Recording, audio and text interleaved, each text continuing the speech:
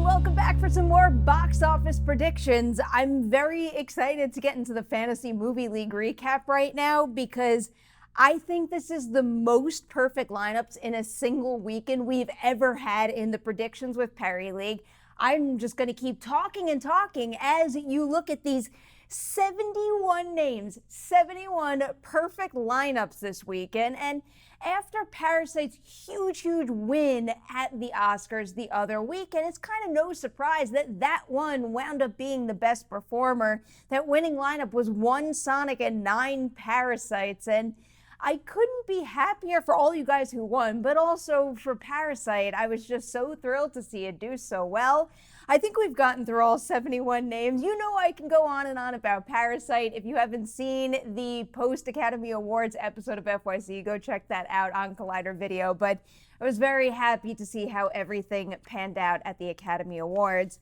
Now, though, for how I did in my top 5, I did all right. I went 3 for 5 here, and I was right to go on the higher end for Sonic for the 3-day weekend, but I actually wasn't even high enough on that one. Sonic wound up opening up with $58 million for the 3-day weekend. Then it was Birds of Prey, which I was right on the money with. It made $17.2 million. I did go a little over on Fantasy Island and The Photograph, though, and here is where I got the order wrong, even though I kind of knew it was bound to be close between the two of them. But Fantasy Island opened up at number 3 with $12.3 million, and then The Photograph followed right behind with $12.2 million. And then finally, it was Bad Boys for Life at number 5 with another $11.5 million after a really great hold of 96%. All right, let's roll into the new top 5. And right at the beginning, I've got to tell you that positions 5 and 4 are going to be very difficult to predict. I think a bunch of movies could be very close, namely Bad Boys for Life, Fantasy Island, The Photograph, and also newcomer Brahms the Boy 2. It's a toss-up here, and I kind of wavered back and forth between a number of titles, but the ones that I settled on were The Boy 2, because I'm giving it the benefit of the doubt as the new release of the weekend, and then Fantasy Island. That is going to be my number 5 pick right now, and I've got to go with Fantasy Island because compared to the other ones, things seem to be trending in a better direction, and when I look at daily box office reports from earlier in the week, it seems to be holding a little bit stronger, so I am going with Fantasy Island here right now. And the movie that I'm going to compare it to is the movie Ring. So that movie came out in February of 2017, and when it opened up, it made a very similar amount, about $13 million. Then the weekend to dip for that one was 56.6%.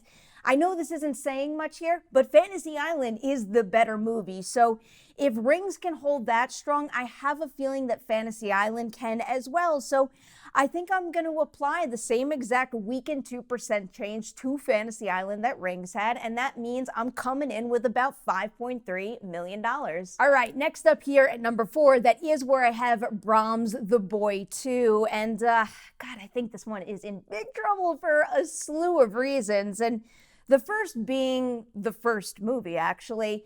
I know that the first movie made enough to pave the way to this second film, but even with $74 million worldwide on a small production budget, yes, it's a nice profit there, but that doesn't scream franchise hit to me. And I think we're going to see the effects of that right now because I haven't really heard all that much buzz about the movie, and on top of that, I haven't heard anything about press screenings either, which is usually not a good sign for the quality of a film.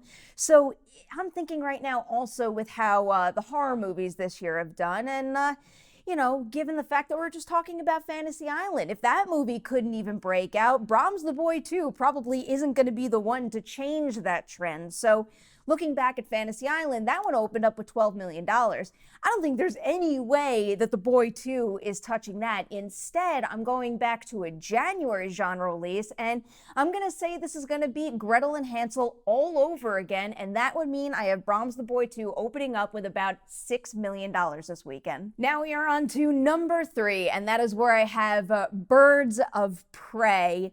So given how last weekend with predictions went for me, I'm going to go right back to that 50 Shades Freed comp. So looking at that movie's performance over the 3-day weekend for President's Day weekend, the year it came out, it made almost the same exact amount that Birds of Prey made last weekend, but it did so with a 55% drop. And that total that weekend was $17.3 million.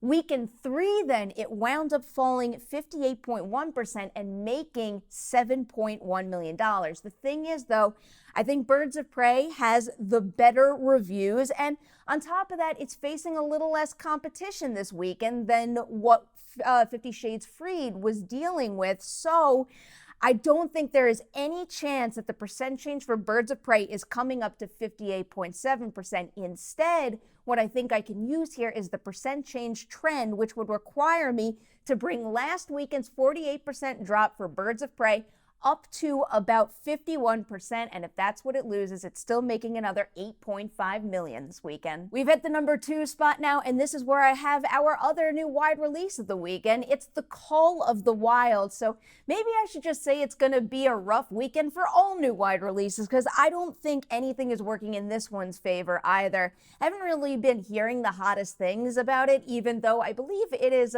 fresh on Rotten Tomatoes right now, but even beyond that, this is a movie that was made under the 20th Century Fox banner that now is in Disney's hands. And as we've seen in the past, those movies don't usually fare that well at the box office. And I do think that's going to be the case with this one. On top of that, Sonic is a family-friendly movie that had a huge opening last weekend. And on top of that, I think it's going to hold fairly strong this time around, which is going to eat into Call of the Wild's profits. The comp I'm thinking of here is maybe something like McFarlane USA. When that one opened up in February of 2015, it made about $11 million. And I think that's right where I'm going to put The Call of the Wild, opening up with $11 million. And now we have hit the top spot. And of course, it still belongs to Sonic the Hedgehog. I've got high hopes for this one this weekend, especially after last weekend's big performance. And I'm going to go right back to that SpongeBob Sponge Out of Water comp on this one. That movie made $55 million weekend 1, and then in weekend 2, it dropped only 43%. The thing is, though, that weekend 2 for that movie was a holiday weekend, so the percent change was bound to be low. I must bring it up for Sonic, but I really don't think I want to bring it up too much more, although it does have a little more money to lose than what SpongeBob made. I gotta bring it up. I think what I want to bring it up to, though, is just an even 50%, and if that's what this thing drops, I mean, really, one way or the other, it's got no problem hanging on to this top spot, but it's gonna do so this weekend, I am predicting, with $29 million. That brings us to the recap now. Let's kick it off with my pick for number 1. It's Sonic the Hedgehog with a weekend 2 total of $29 million. Then I've got The Call of the Wild coming in at number 2 with $11 million, followed by Birds of Prey at number 3 with $8.5 million. Brahms The Boy 2 opening up at number 4 with $6 million, and then Fantasy Island rounding out my top 5 with $5.3 million. All right, guys, that is it. I gotta say goodbye, but before I do so, a reminder, hit the comment section below, head on over to Fantasy Movie League and lock those lineups. Also, let's get in some Patreon shoutouts for my top tier folks. These guys are a wonderful group, and they are Nathan, Evan, Luke, Billy, and Michael. Guys, thank you so much. Nathan is still newer to the campaign. I'm so happy to have you here. Evan and Luke and Billy have been with us for so long. And the cool thing about Michael is he was one of the first Patreons to subscribe way back in the day. We missed him for a little while and now he's back. Michael, welcome back. Really, all of you guys, I appreciate your support so much. So thank you for being here. And one last thank you to everybody out there watching this video. It means a lot to me. Don't leave it without liking and sharing it. That would be super helpful. And then check back in next weekend to see how we all did on our box office predictions.